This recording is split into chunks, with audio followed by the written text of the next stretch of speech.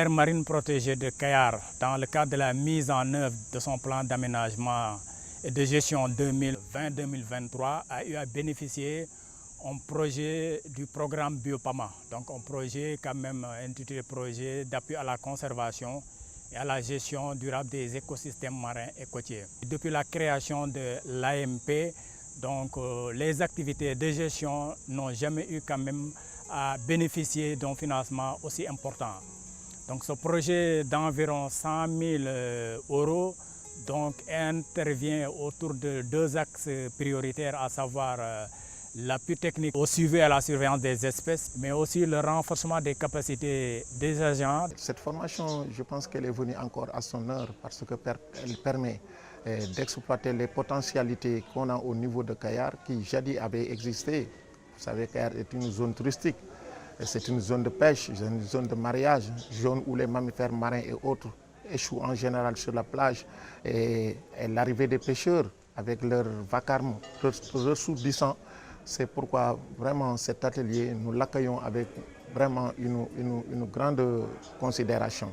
L'écotourisme était autrefois très bénéfique pour la population parce qu'on y trouvait beaucoup de partenaires. Dans les années 90, notre école a été réfectionnée par des touristes turcs. Et on s'est rendu compte que maintenant on ne voit plus les touristes. C'est pourquoi on veut vraiment relancer l'écotourisme à Kayar.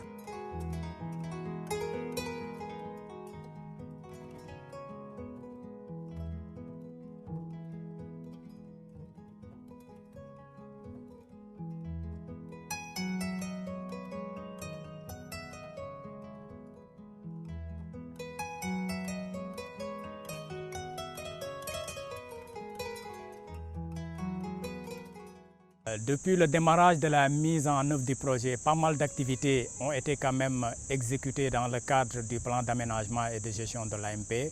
Donc presque on est à 75% d'activités qui ont été prises en charge avec ce projet. La restauration des écosystèmes marins par la réhabilitation des habitats marins, l'immersion de 250 récifs artificiels au niveau de certaines zones marines qui ont été quand même dégradées.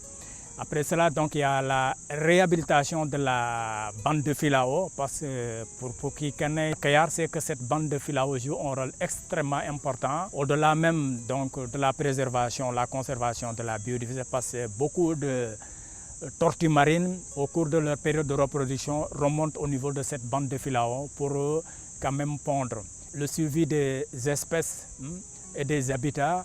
Donc les techniques de production de pépinières, que ce soit de filao, de cocotiers, ce qui fait qu'avec ce projet aussi, on a eu quand même à bénéficier d'un financement pour quand même l'implantation d'un observatoire des oiseaux au niveau quand même du lac Mbawan, qui jadis constitue une zone de gagnage pour diverses quand même espèces d'oiseaux migratrices qui viennent de l'Europe. Tout au début, on avait des difficultés quand même parce que c'est une zone marécageuse. En certaines périodes de l'année, il est très difficile de pouvoir faire le comptage, en tout cas le recensement des oiseaux. Maintenant, avec cet observatoire, on a la possibilité à partir quand même d'un seul point de pouvoir quand même balayer large pour non seulement identifier toutes les espèces d'oiseaux qui migrent, qui viennent au niveau de la zone, mais aussi de faire le comptage comme ça se doit. Les principaux bénéficiaires sont pour le projet Biopama sont les populations, dans la mesure où nous avons bénéficié de plusieurs formations. En tant que représentant des populations, je crois qu'ils sont satisfaits, dans la mesure où même vous allez constater qu'aujourd'hui, ils